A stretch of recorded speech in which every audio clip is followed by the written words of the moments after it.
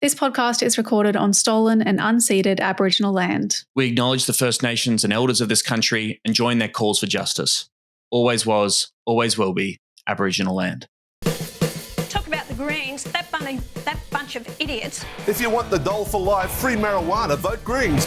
We're stuck with the hosts of Chapo Shithouse podcast. Serious danger to Australia. Hello and welcome to Serious Danger, a podcast about green politics in Australia. I'm Emerald Moon. I'm recording on Yuggera and Turrbal Country with producer Michael the Griffin. If this is your first time listening, I have some news that may be confusing, exciting, or disappointing. That is that this is not an official Greens Party podcast. And this week, we're doing things a little bit differently. So Tom's away. He's still overseas. And a lot of you have said that you wanted to hear more from people on the ground, people actually doing the grunt work of campaigning on Greens campaigns. So this week, we are doing door knock discourse. I am going to talk to two of the country's best door knockers, most experienced door knockers, about some of this week's headlines, and then kind of dig into what we've learned or what they've learned from knocking on, I would say thousands, maybe many of thousands of doors. Yes, I'm getting nods, thousands of doors over the last few years. So I'll introduce these two door knockers. My first guest co-host for Door Knock Discourse is Andrew or Andy Mason, who is an organiser on the successful re-election campaign for Elizabeth Watson-Brown in Ryan. Hi, Andy. Hey, Emerald. Thanks for having me. Lovely to have you here. And I also have Oscar Summers-Dixon, who has led field campaigns for the Greens in New Zealand, in Melbourne, and right now in Tasmania. Oscar, again, are you sure you should be here when we are recording this the day before the election campaign you're meant to be running? Yeah, it's very good to be here. Look, I'm all over the place, but it's it's pretty crazy that the election is tomorrow here. But we do what we can do. We do what we can do. Absolutely. I love the attitude. Quickly, I have some little podcast housekeeping. This show is, of course, independently run by Tom and Mike and myself with some admin support from the Green Institute. And so 100% of our funding comes from contributions on Patreon, patreon.com/seriousdangerau. So I want to thank our people who have signed up on the Patreon, our new patrons. Thank you to Jarvis, D5er, Mangabad Dijari, Indus, Empirical Fox, Will, Matthew, and Councillor Matt Morgan. Thank you for signing up to support the show.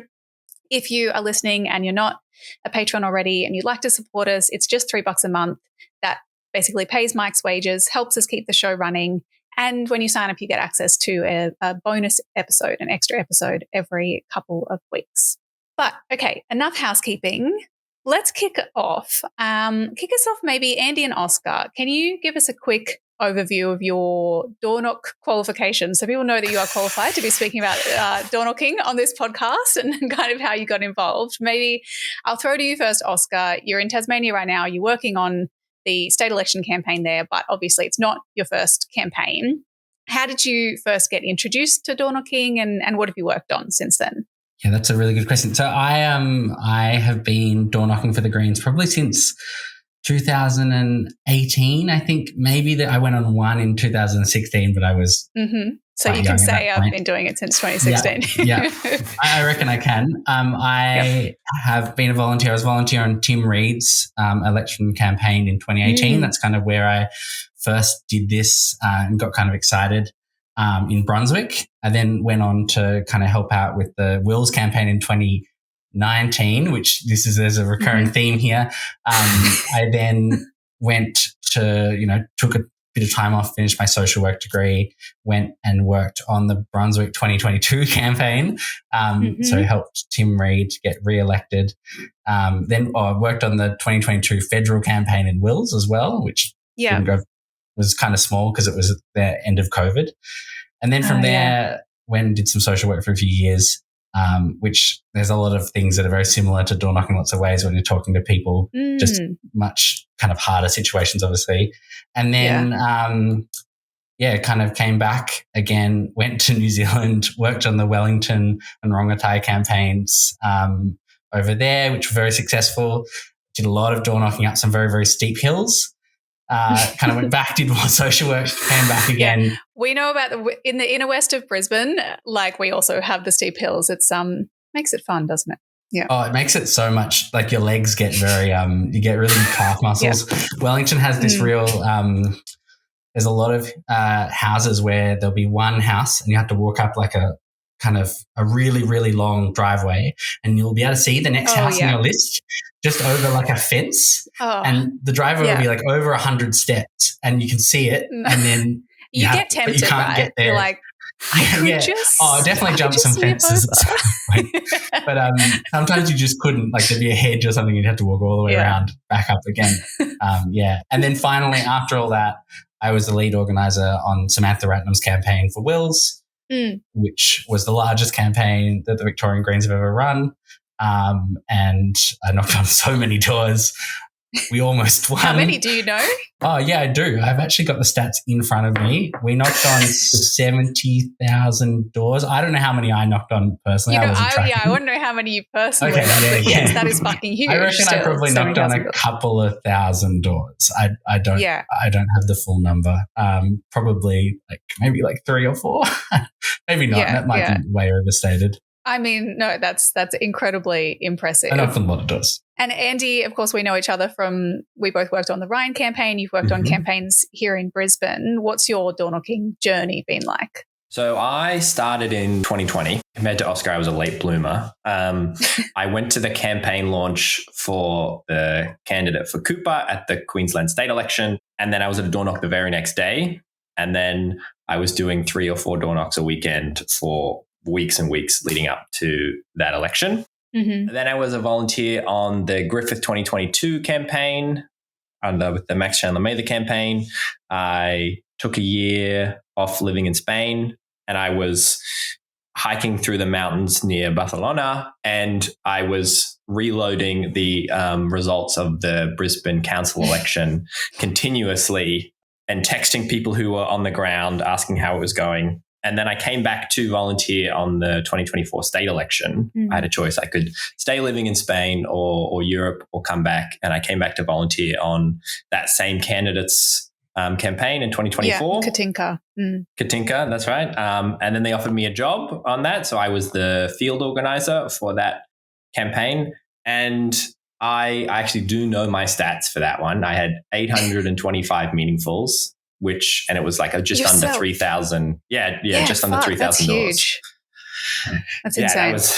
That was exhausting. And then the lead field organizer on the successful Ryan 2025 election. And the gap is the same, massive long driveways. And you knock on one house and no one answers. And then you look and you're like, I could just traverse this hedge, and you walk all the way down and all the way back up. And long hope driveways. To death that they're home.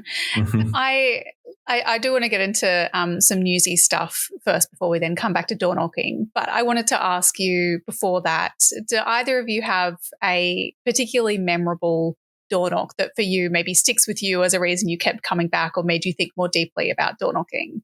Yeah, great question. There's you've got a funny split there. There's definitely memorable moments and memorable door knocks. One's as strange as I was with a new volunteer and we knocked on the door and the guy was like, no, I can't talk, and goes to turn around and then goes, hey, do you know anything about fixing cars? And I was like, absolutely not. He's like, that's all right, come on in. And so they had the engine of this car out and they parts everywhere and grease. And the dad and his son were there fixing this thing. And he's like, hey, hold this. The volunteer and I held this and then moved this. And for about 10 minutes, we're moving things around. And as he's drilling and screwing things in and putting it back in place. And then he's like, oh, fantastic, we did it. It's like, what are you guys here for? And we're like, oh, we're with the Greens. He's like, great, there you go. You got my vote. You guys come in and help me fix this car engine. I'll vote for you. Take that. Great. Incredible. That's all I need. Oh, that's so funny. I love, I feel like this happens a fair bit when you're door knocking where, particularly because it's on the weekend and it's when people are doing their hobbies and you can kind of walk in and see, it's often people rebuilding a car or putting something together in the garage. I love those little like peeks into people's lives like that. But Oscar, did you have a memorable door knock story? There's so many. I think my mind immediately went to I'm sure this is a thing that you get, but door knocking in Brunswick, every now and then you'll door knock people who are high, especially if you go like afternoon on Sunday. And I remember once I door knocked like a party and they just let me in and they were trying to get their cat out of like their cat had gone under the house, and I was like trying to get the cat out with. It was a whole thing. Quest. Yeah. I went on a little door knock side quest, came back like after like 2 hours of door knocking, had only done like 5 doors because I got totally distracted. But then you tell the whole party, you're like, hey, you know what the Greens want? Yeah, I was handing out flyers. It was great. That's great. I love that.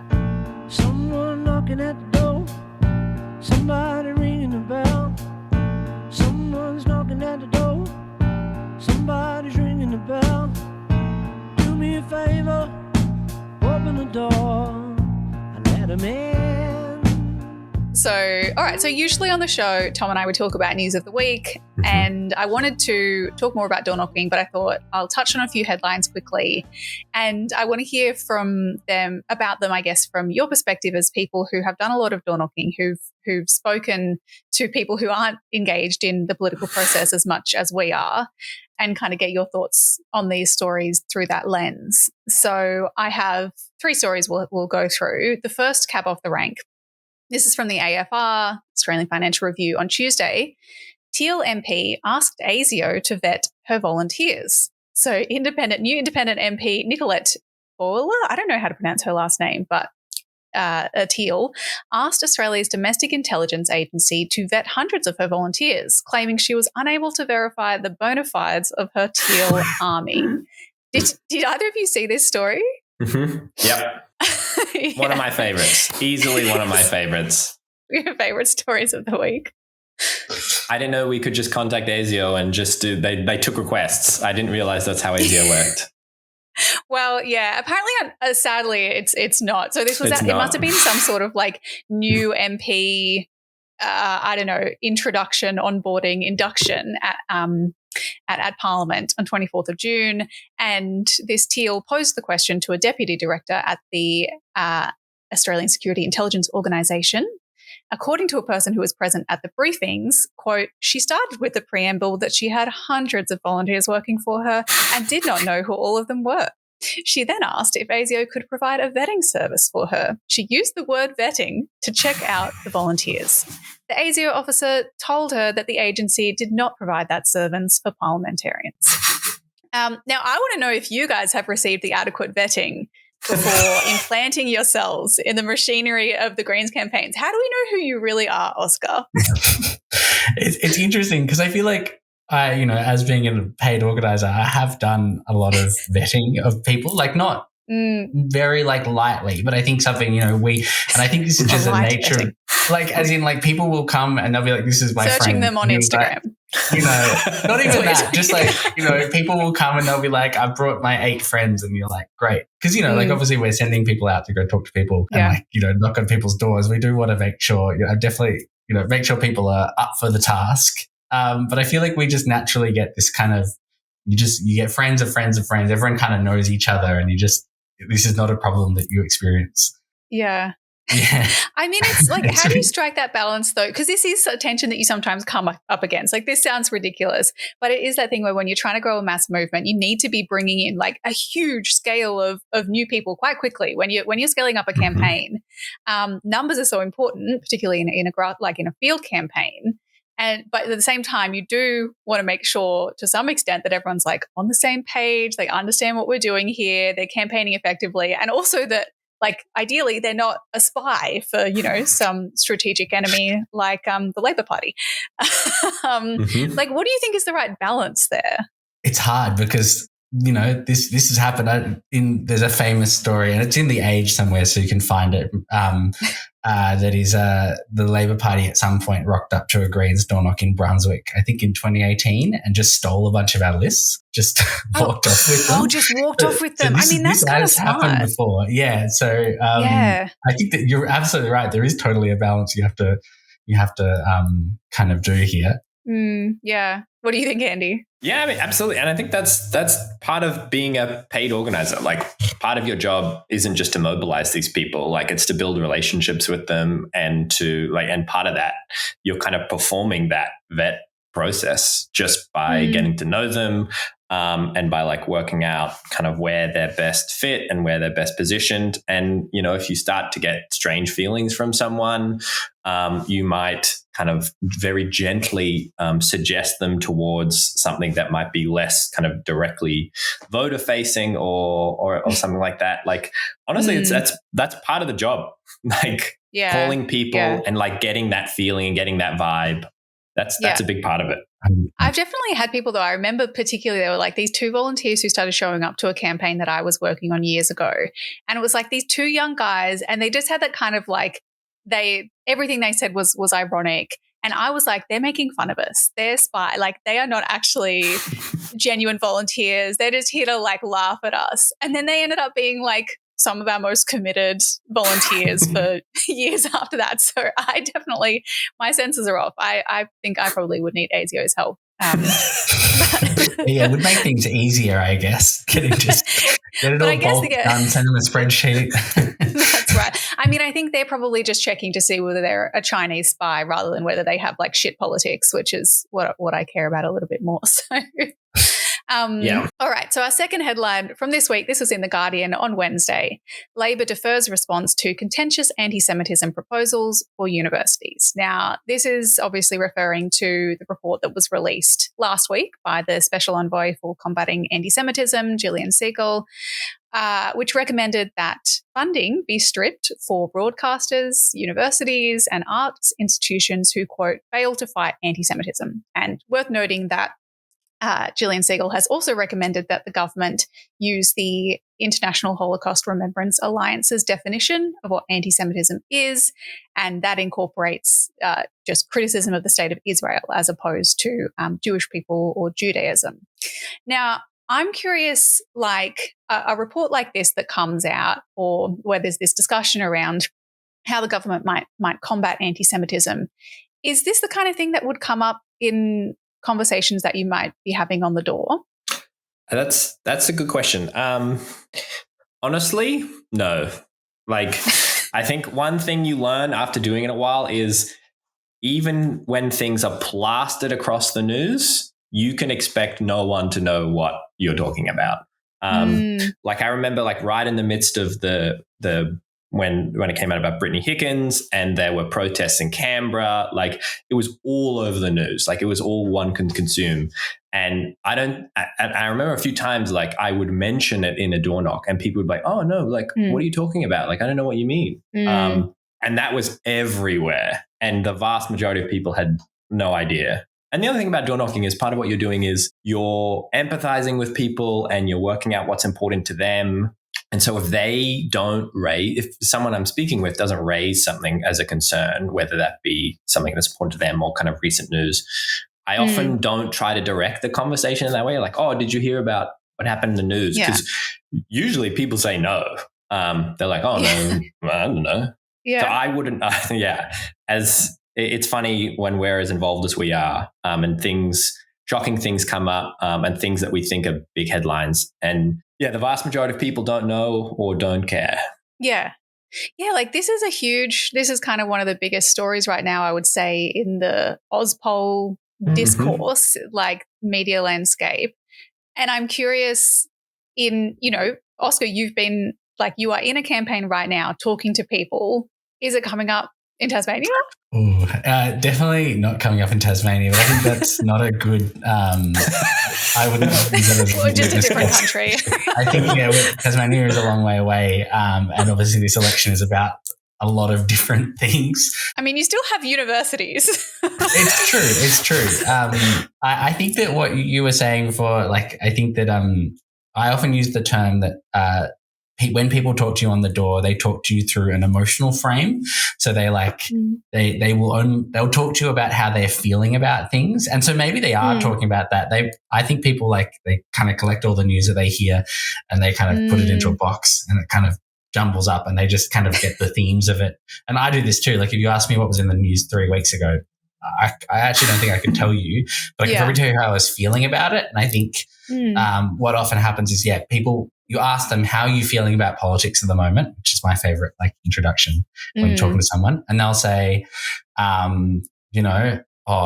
pretty rotten, pretty much every single person will. And they'll talk about the things that they're feeling, but they tend to not be like, and this and this and this concrete example. They might bring up the key points of the election that kind of the media have talked about over and over and over again. But I do think that doesn't mean that people aren't paying attention to this. I think that often if you ask someone how you're feeling about things on the spot, they just can't name anything either. Yeah. Because, their brain goes to kind of, there's someone at my door and I don't know who they are. Oh, yeah. They're not ready for a political conversation 100%. Or a conversation about the news. They're like, I'm just fucking relaxing. I mean, and I think that's so true. People just collect these bits of information. And sometimes that makes it hard because they will raise something in response to an issue that you're talking about. And you're like, where did you hear that? And they don't know. They have no idea where they heard it. But it's just somewhere lodged in their brain. And I think about this with the anti-Semitism stuff as well and the campaigns against the Greens. And one of the other things we learned this week is that a trust directed by Gillian Seagull's husband donated $50,000 to the right-wing lobby group Advance. This is the Advance who were vociferously, smearing the Greens as anti-Semitic. And so we have a person who is advising the government on how to define anti-Semitism. Her partner is funding a campaign about the Greens being anti-Semitic. I mean, I think that that's obviously there's a major conflict of interest there, and it's quite right that she's faced criticism. But have you had those kind of conversations where it probably has, we've spoken about Advance's influence a lot on this show, but as Doorknockers, how do you think you've heard, if at all, the Advance lines sometimes coming through on the door, but people don't necessarily know where they've heard them? Oh, all the time. Yeah, especially the last federal election. Often you would hear someone say it word for word, the exact kind of line parroted back to you. And a very common one was, the Greens, you're not really what you used to be, or you don't care about the environment anymore. Those were two that I heard a lot. And it's exactly what you said. You're like, oh, that's interesting. Why do you think that is? Or have you not been hearing about the Greens platform, or what is it you think that the Greens aren't doing? And the kind of next response is always just very shallow. I don't really want to get into it, or I don't know. Or a classic one is I just don't like the Greens policies. So what kind of policy are you referring to? Yeah, what policy don't you like? And just kind of all of them. Or I just kind of don't like all of them. I'm like, is that what do you really care about? What's your, and there's never this kind of follow up.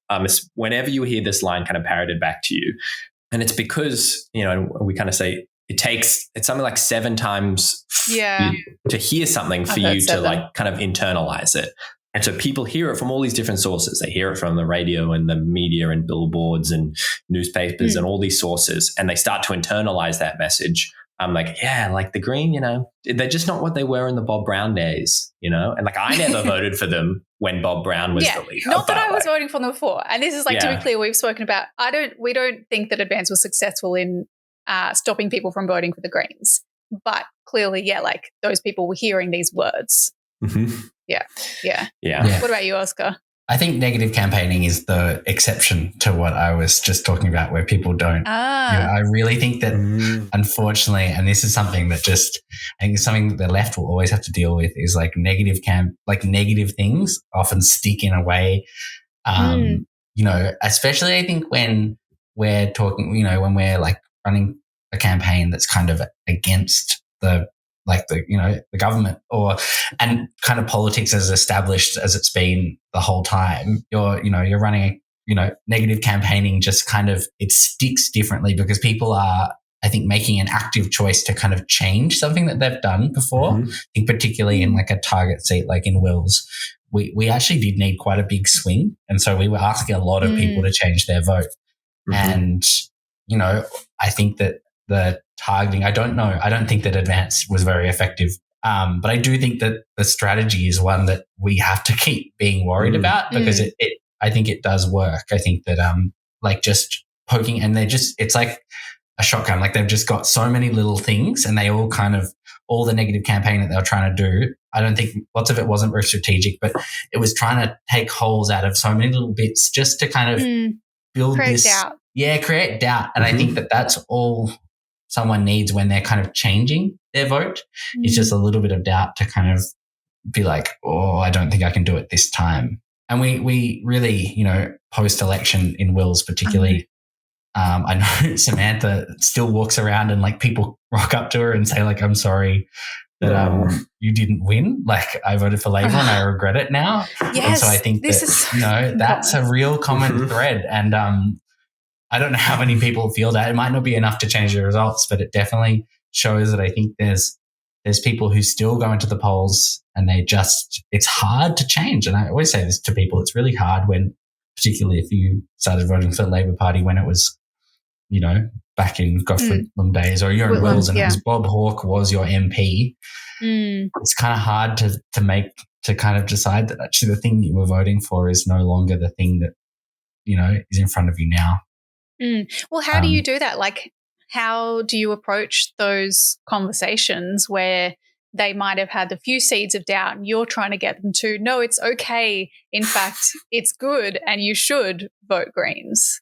I think this is where you have to use that kind of active listening kind of I sometimes call it almost like electric therapy that you're doing, like you're kind of doing almost like, definitely not in a medical sense, but you're going out there and you're kind of you want people to come to their own decision about this. We're not telling people what to do. We're telling people we're giving people some points towards, how changing their mind. And I think like active listening is kind of the key to that. It's like you are taking people to the emotional core of their own, of their conflict that they're, talking about. So, you're bringing people along that journey, but ultimately they have to be the ones to make that decision. Whereas I think this is really connected to the right, whereas I don't think that they have to do that in the same way. I think that they can just, people will go back to their kind of, they'll be scared is much easier than like making a change of how you think kind of on a more structured level. Yeah, I think that's so true. Well, the government says it's waiting for the special envoy for combating Islamophobia to table its report and for a separate inquiry into racism more broadly in universities before it decides how to respond to those recommendations from Julian Siegel's report. But yes, obviously keep an eye on that. Now, I have one final fairly depressing headline from this week. This is from the ABC on Tuesday. Court finds no duty of care owed to Torres Strait Islanders over climate change. So two Guramalaygal uncles from Saibai and Boigu in the Torres Strait took the Australian government to court on behalf of their community. They were arguing that the government has a duty of care to protect them from climate change because they're uniquely vulnerable to it in the Torres Strait, that they have a duty of care to protect them in setting their emissions reduction targets and also in decisions on properly funding the construction of seawalls. But the federal court this week declined to legally recognise either that duty of care or the cultural loss and harm that they are experiencing from sea level rise and climate-induced flooding. Now, I guess I'm just curious more broadly about how climate change is featuring in our conversations with people on the door in circumstances where there's so much going on in the world and cost of living is really tough. And a lot of the time that does intersect with climate impacts, but it feels like climate has somewhat receded from the discourse of politics. But are you still having conversations on the door about climate change? You're nodding, Oscar. Yeah. I think that this is a bit of a myth of the last election is that we stopped talking about climate change. Well, at least where I was, I kind of noticed midway through, we've obviously got some like analytics software and we can see like keywords that are coming up in door knocking. And as the campaign went on, we kind of went from cost of living and it kind of went back towards climate change. I think there was, especially after the cyclone and stuff, I think a lot of people did were talking about climate change. I also think that when you're in, and maybe this is just in Greens, like kind of strong Greens areas, but you often get people and they'll come to the door and, you'll be like, what are the big issues? And they'll be like, well, obviously climate stuff, but, I'm going to talk about this other thing because I know they do that. They're like, this. well, there's that. There's the existential threat to humanity, but, Yeah. And I think that's why, well, it's so symbol, like this court case is such a, symbolic notion of how like the government and the courts as well, like are not really in touch with that, like how people really feel about this. And I actually don't think there's that many people who don't think that climate change is really bad. I agree. Yeah.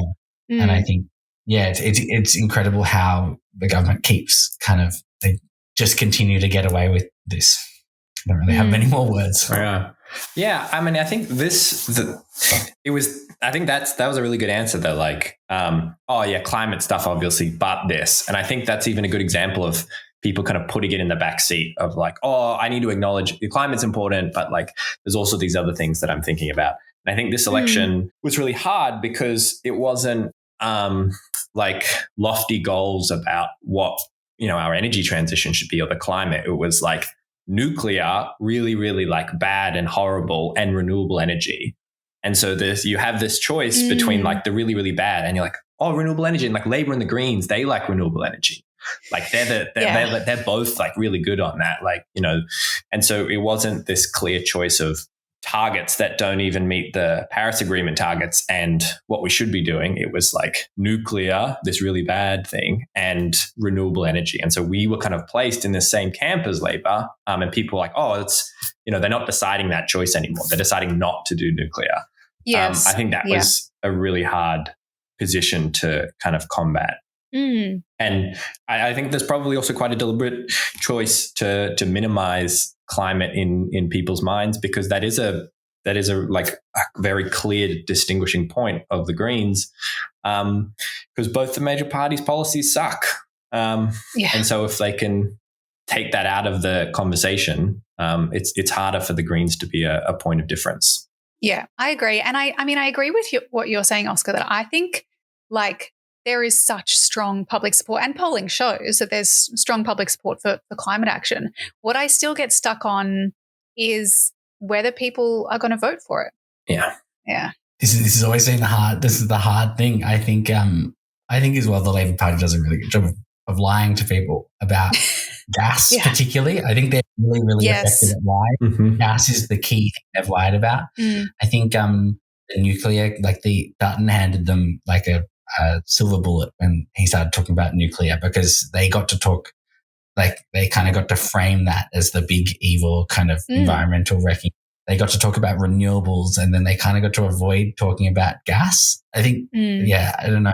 I think it was really interesting seeing what lots of the third party climate orgs were talking about during the campaign and not naming any, but there was definitely this like anti-nuclear kind of thing came out, and I'm very much on board with that. But I think it allowed people to, we often say that climate scorecards, or I've heard this is something I've been told a lot, so this is just what I believe now, but climate scorecards are bad because they put, and I think lots of scorecards are, because they say Liberals, evil, really bad, evil, Greens, tick, tick, tick, tick, tick, Labor, like orange light, like pretty good. Pretty good. Yeah, they just did a really good job of being like, look, orange light is, you can still go through it, kind of, Yeah, and but it's like, this is the thing, on climate change, it's actually not like, there isn't room for that kind of compromise. The kind of quote unquote compromise that Labor is offering is simply, the question should be, is this policy consistent with the science or is it not? And this is the thing, like Labor's policy is not consistent with the science. The Greens is. That's the scorecard that you need. And in this court case, climate scientists are giving evidence in court that on the current emissions scenario, these islands that the plaintiffs are currently living on are highly likely to be uninhabitable in less than 25 years, that traditional owners would be displaced from them, would lose the ability to practice island custom, and it would impede their cultural rights, their ability to practice their cultural practices.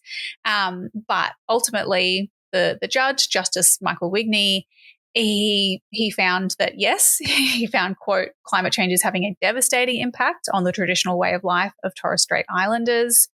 But basically the law as it stands, just as he sees it, doesn't have recourse to legally recognise that duty of care and that harm, because the targets and the funding allocations are questions of policy setting of the government, rather than, implementation or something that the court can kind of have jurisdiction over. And obviously there are questions about whether that could be appealed. So, or the law could change. Law changes over time. It could be a matter of the law's, quote, not ready now, but it may be in the future. And the plaintiffs have said, we're going to keep fighting.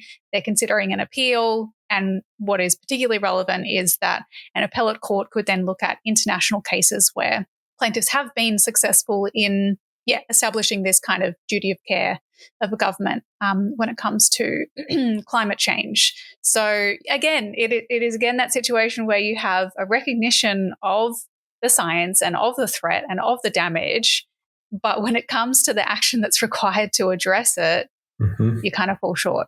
Yeah. Well, look, the good news is there's all these new Labor backbenchers who ran on environmental platforms who are going to make this great change from the inside. Oh, God. That's how it works, right? Change from within. Oh, God. You're depressing me. There's one thing I think that I always like that is depressing, I think, but is a challenge that kind of connects to all this, that kind of comes through the door knocking, which is like the more, at some point, and I think this is like just a reality, like, we have to make sacrifices as we continue to not take action. I think one of the hardest things is when you're on a door knock, when you're talking to someone on the doors, is like telling, you want to just be like positive. And I think this is why maybe we don't talk about climate all that, like, sometimes people avoid that, because you have to talk about things like at some point, we need to take like sacrifices in our ways of life in some ways to like the planet can't wait, and those things can be spread out, or they can be just things that working class people experience, whilst billionaires and landlords and stuff continue to drive around in big private jets and things. Exactly. But I think that's a hard conversation to have. Yeah. Trying to convince people not to choose convenience is incredibly difficult. And like, fair enough, because like people are struggling, especially people with children, like they're struggling to make ends meet. They're, barely covering paycheck to paycheck, and trying to have a conversation with something that's not about what's directly affecting them, trying to say, hey, there's this bigger issue, like climate change is real and it's affecting everyone, it's affecting you. When someone who's like really like working 40, 50, 60 hours a week, that's a really hard thing to talk to someone about.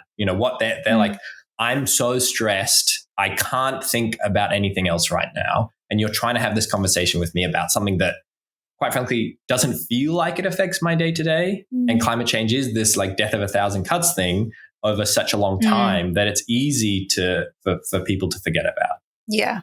Yeah. As your insurance costs keep rising and suddenly there's food shortages and there's disasters. And yeah, absolutely. Yeah. It's really fraught. I can't use less electricity in my rental. The windows are too thin. Like I'm not going to be able to bring down my electricity bill. Or I can wear 3 jumpers at once, but I think sometimes we're talking about like, these, and I think this is where it comes back, and you have to bring people back into that big, like, we've just done it to ourselves, bring it back into that big broad scale, like system change, yes. that we can actually do things about this. Yeah, yeah. And it is both like, yes, you can use a little bit less, you can turn the heater on a little bit less, but also the billionaires can stop flying their private jets everywhere, and fossil fuel corporations can stop, just fucking the atmosphere for profit. Every day I hear knock, knock, knock. Now, look, I want to dive deeper into door knock discourse before we kind of run out of time. And I think doorknocking, it's like doorknocking is not new, not pretending that the Greens invented doorknocking. It's been a part of most major political campaigns for a long time, but it has gained this special like mythos among Greens campaigners over the last few years, especially after the Queensland Greens kind of credited a lot of their breakthroughs from, 2016 through to 2022 with massive doorknocking campaigns. I wonder if both of you, do you buy into that maybe mythologizing of doorknocking? Why do you think that it's gained such significance for Greens campaigns in recent years? Yeah, I feel like I'm happy to go first. I feel like I do buy in. I think I've learned some really big lessons. I think we learned some really big lessons in Wills. You're door-pilled. Yeah, and I have been from the very beginning. I think that talking to people is the most powerful thing, and I think that it's the most powerful tool that you can ever have in your disposal. I think it doesn't necessarily work against like big money. I think that's where we learned some lessons. I also think that there's a couple of like secret things that are excellent about it that I think you can see happening, particularly in New York right now, that are like. So, sorry, I'll collect my thoughts. I'll go through them one by one. I think, like when talking about money, in Wills, we had 20,000 conversations. It was the biggest campaign.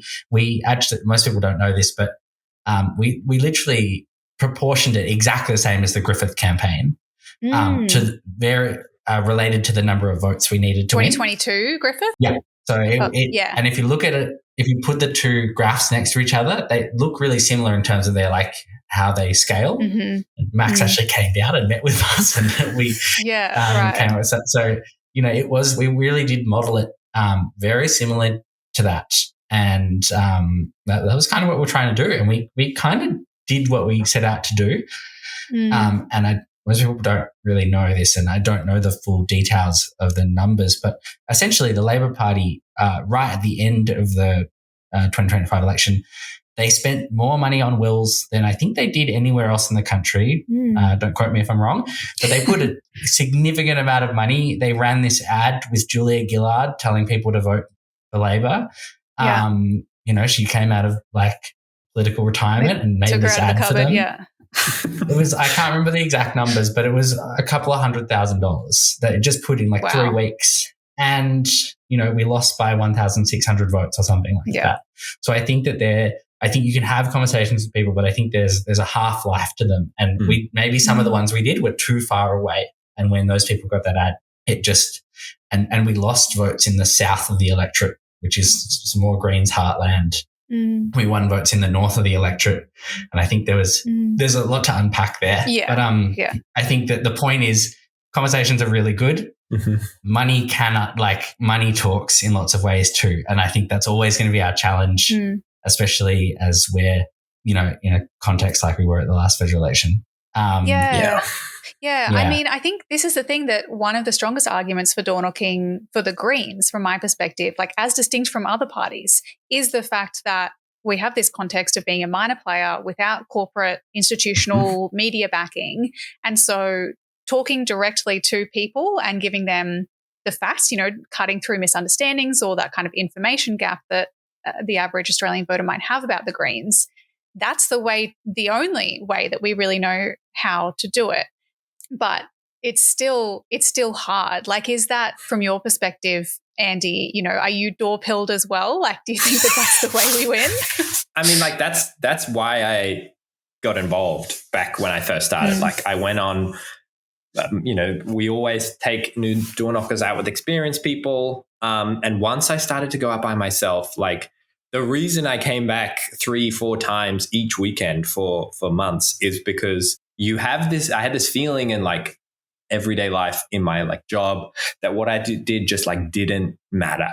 I was working for the state government, and I was in the PDF making machine, making PDFs that no one will read. PDF and like seriously, like for the first time, you have a conversation with someone and they go, "Oh yeah, that sounds great." Like, I will choose. I want to hope for something better. Like that's often how I describe it. Is like a big part of it is like you're providing people this hope and kind of showing them, hey, like things can be better and like you deserve something better and that's possible. And like that's a really addictive feeling to talk to someone and then to see that moment in their eyes where their kind of perspective changes and they go, oh, that's really interesting. So I definitely was door build. And I think you see it in volunteers as well. You provide people with the confidence and the ability, and you see them kind of build up this incredible skill set and get really good at it and really enjoy it and like feel like they're making a difference. That's a really powerful thing to provide to people. Yeah. I think one of the things that we found this time is we're now well aware of what the establishment can bring against us. Truly, it was brutal what they were able to turn towards us to try to stop the Greens. One of the benefits of kind of leading up to 2022 is, they never really saw us as a threat and they didn't consider that they had to do anything about it. So a conversation that we had with people 8 months ago, 12 months ago, was still really relevant. Like we had convinced their mind and there wasn't something that they encountered between then and voting that changed their mind against the Greens. Or at this time, we might have a conversation with someone 6 months out or even 5 weeks out and they hit 40 times on Instagram and online and on YouTube and on billboards and at the polling booth. And like at our polling booth in Indooroopilly, there were times where there was 4, 5, 6, 7, 8 advanced people and huge lines of people. And so they're hearing from all these different third parties, put the Greens last or vote Greens. No, not this time. You can't vote Greens this time. And the LNP is saying put the Greens last. All these people saying negative things about the Greens. And no one was really saying anything about Labor. Like they were just kind of this quiet thing, but they're hearing all this really bad stuff about the Greens and they've heard all this bad stuff about nuclear and the LNP. And suddenly this conversation they had, they're like, oh, maybe I can't risk. Maybe I shouldn't do it this time. Maybe now's the right time. It's creating that doubt that Oscar was talking about. Yeah. Exactly right. Yeah. And that's really hard. Yeah. When I think about door knocking, I don't know if either of you have read this article, but I often come back to an article from back in 2019 that Joanna Horton wrote. So Joanna, long-term Greens volunteer on the South Side in Brisbane, writer, also happens to be Max Chandler Mather's long-term partner. And she wrote this article in Overland magazine back in spring 2019 called, the headline was, quote, "But then face to face." And it was about door knocking for the Greens. It's a really great read. Well, I'll put the link in the show notes. Even now, to look back and read it, it kind of captures that feeling of door knocking. And if you've fallen in love with door knocking, it really resonates strongly, I think. But one paragraph, I went back and read it again, and it was quite interesting to read now, particularly in the context of the recent loss in Griffith and the fact that it was that Liberal vote dropping so much that really screwed the Greens in the end. So Joanna wrote, quote, "The Greens are often demonised by those on the centre left for, quote, stealing votes from Labor. While I don't subscribe to the idea that any party is entitled to particular votes, many of the Labor voters I speak to at the door are relatively unlikely to shift to the Greens. In the recent federal campaign in Griffith, this was in 2019, the Greens took far more votes from right-wing minor parties than from Labor. This wasn't a surprise to anyone who has spent significant time door knocking. Many Labor voters are deeply disenchanted with their party, some even agreeing that the Greens better represent their views, yet shifting their vote is much more difficult than shifting the vote of, say, a One Nation voter." I thought this was a really interesting argument. Is that something that aligns with your experience, having done years of door knocking now? I think it really depends where you are. I think this is a very Queensland comment. It's not necessarily. I think this is definitely true, but I guess I have always campaigned in the inner north of Melbourne, where there really is only two. There are kind of there are bits of Brunswick where the Liberals get I think one of them they got 5% in a booth. I believe. Don't quote me on that. In bits of Brunswick, it really is wow. If you look at the vote share, you're talking it's Labor and it's the Greens, it's Victorian Socialist, and then all of the minor right wing parties are pretty much irrelevant. One Nation most of the time don't even run. When they do, they'll get some votes. And so if that's the reality, then we'd never win anything. And so I think the big thing that we learned this campaign, and I think maybe this is a comment, this also like is a really interesting comment of what it was like in 2019 versus what it's like now, because I think this is what the big change has been. We really went into the campaign thinking that the north of Wills, and people who are in Melbourne will know where I'm kind of talking about, but kind of Fawkner, Glenroy, Hadfield and kind of Coburg North area, we're going to be – people always talk about them as Labor Heartland. And if you look at the numbers pre-2025, like it's Labor Heartland. And we never – I remember saying pretty far in that I actually don't think anyone's talked about Labor on the doors in like supposed Labor Heartland for a really – or at least without talking about it in like a negative context for a really long time. And, you know, some of the booths and, you know, these were areas where Palestine was a big issue. And we talked, I think a lot of people, I'm definitely not saying that there was, I think that was a big thing that changed people's vote. And, you know, rightly so, people really, it's quite distressing. I think, people were, we got 28% swing in one of the booths in the north of the Archer. So I really don't think, or 26, I think. John Fawkner Secondary College in 2022, we got 151 votes there. And I remember midway through the campaign realizing that we had spoken to more people who said that they would vote for us than that, like quite a large margin, and realized that we were going to get quite a big swing.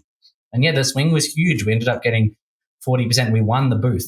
We won a booth that the last time we'd gotten 10% in. That was like entirely a Labor booth. So I don't think that this is true anymore, but maybe I think why we never cut through is what Joanna was talking about. So maybe that is something that changed. Yeah, and it's so like it's worth noting though that like Wills is a bit of an exception. The story for the Greens in Wills was not what kind of played out in the rest of the country, where more people were voting for Labor, and that was a lot of the time that was to the detriment of the Greens, and the Greens were struggling to pick up enough Labor votes. Like from your perspective as a Queenslander, Andy, do you think that it's a little bit more true up here perhaps? Yeah, maybe we're just yokels up here. Totally. The kind of like far right-wing group, the One Nation voter, like at their core, at least in Queensland or in Brisbane, it's an anti-political conversation. It's an anti-political bet. It's someone who's really distrustful of the system, who doesn't like it, who thinks it's broken. And that's often people that we interact with really, really well, really, really powerfully, because quite frankly, we agree. We're like, people aren't used to someone coming to the door and them saying, they're all corrupt and the system's broken. And someone goes, I agree. Usually what I say is like, hey, that's why I'm here. Like, I don't want to be giving up my Sunday afternoon coming out and talking to people. Like, I'd much rather be at home, but I'm doing this because the system is broken. And like, I agree with you. And that's not going to change if we keep voting for these same people. And that it comes from that anti-political conversation.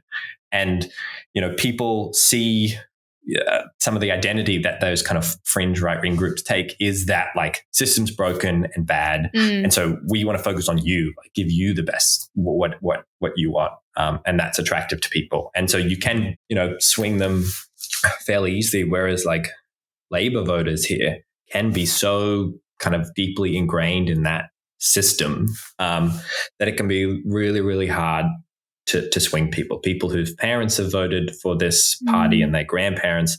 And, they're like, and I've had this so many times where they agree with everything you say. You're like, I agree. Like Labor does suck in regards to climate. And like the $1,000 off your energy bill, that is just a kind of a cheap way to buy your vote. And like, I agree. Like, I think some of these initiatives would be fantastic. And we should tax corporations. But that's crazy that we don't do that. And you have this and you work on there and you're like, that's great. And you're like, so like, this, do you think would you consider voting for the Greens this election? And they're like, I mean, maybe. And you're like, we just had like a 10-minute conversation where you agreed with like everything I said. And like, but there's something about kind of helping to pull people towards that conclusion that's really hard. I think Labor voters can be really, really difficult in that respect. But I remember the story from the state election that will probably stay with me a long time. We were at the booth in Ashgrove, and this lovely older lady, I think she was maybe in her 80s, and she had a little walker with her, and she came out and she was crying, and she went up to our candidate there, Katinka, and she was almost shaking. She said, "Look, I just voted for you for the first time in my entire life. I've voted Labor my whole life. My siblings vote Labor and my parents have always voted Labor. But I just," and she said, "Where are the Gough Whitlams? Where are the Bob Hawkes? Like, I just don't see them anymore. The Labor Party that I grew up with, that was a part of people's identity when political parties were this thing that you belong to, it just doesn't exist anymore." And she was in tears, like she was like breaking down because she felt betrayed by that. And that was a really, really powerful moment. And like, what an incredibly difficult thing for someone to do, for something clearly so core to someone's identity, to then move against that because they feel betrayed. And part of what that Labor vote kind of conversation is like, what you respect about the Labor Party, what you like about them, doesn't actually exist anymore. Like these kind of values that you're holding to, that's not actually what the party represents. That's a really hard thing to break past because there's a lot of cognitive dissonance there, and people have to accept that, like, you know, what all this time, like, have I been doing the wrong thing, or have I been voting for the wrong party? Like, that's a really hard thing for someone to come to terms with on a 5-10 minute conversation while door knocking. It's much easier to not think about that. Yes. Yeah. And doing it through guilt is, I mean, maybe this is what you were alluding to, Oscar. In this article, Jo is really making an argument that you can't guilt someone into voting for the Greens. And she talks about the tendency that a lot of Greens have had for so long is to moralize, and that's actually hindering our ability to effectively win votes. You know, she has this quote where she says, "Presenting oneself as the superior moral force might look good on paper, but this strategy quickly reveals itself to be limited when you are face-to-face with a potential swing voter." And I think this connects with what door knocking does for the door knocker. So even, you know, aside from how many votes you're able to win, it is a humbling experience, it's a grounding experience, and it's political education in a way. I think that's one of the most important parts of it, because it reminds you of like people's humanity and that you have more in common, like, and you are not morally superior to all of these people. They have various reasons for voting the way that they do. So, I mean, that's my it's a little bit of a rant about like what door knocking does for political education. But I guess, Oscar, I feel like I'd love to ask your thoughts on, what we can learn from door knocking, particularly as people on the left, and about that tendency to moralize. 100%. I feel like door knocking is like it's like one of the best ways to learn how people really think, and you know, and just like how normal. I always say to people, you learn how normal people are. Like you learn just the majority of your neighbors are actually like quite lovely, normal people who are really quite similar to you, and maybe have not, like, you know, maybe you don't think as politically as you do or something like that, but their concerns are kind of the same as yours. Yes, there's going to be some interesting people, but most of the time, even everyone in your, like, if you live somewhere and you can talk to your neighbors, you'll find that you'll like most of them. And even, you know, you'll find common ground.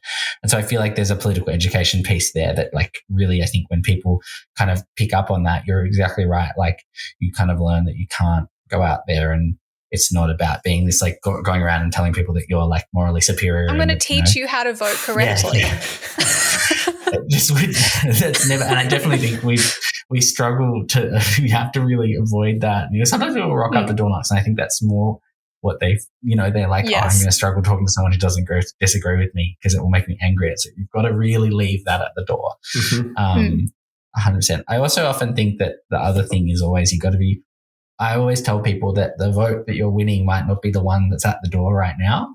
But I think this really fits into it. Like, let's say you're talking to someone and they're telling you how much they hate the Greens, and, you know, but they've got a daughter who lives in the house, and they take the flyer inside and they tell them, oh, these bloody Greens, they door knocked me, you know, I don't agree with any of these policies, and they, you know, put it in the bin and it gets picked up later. And you might win a vote through.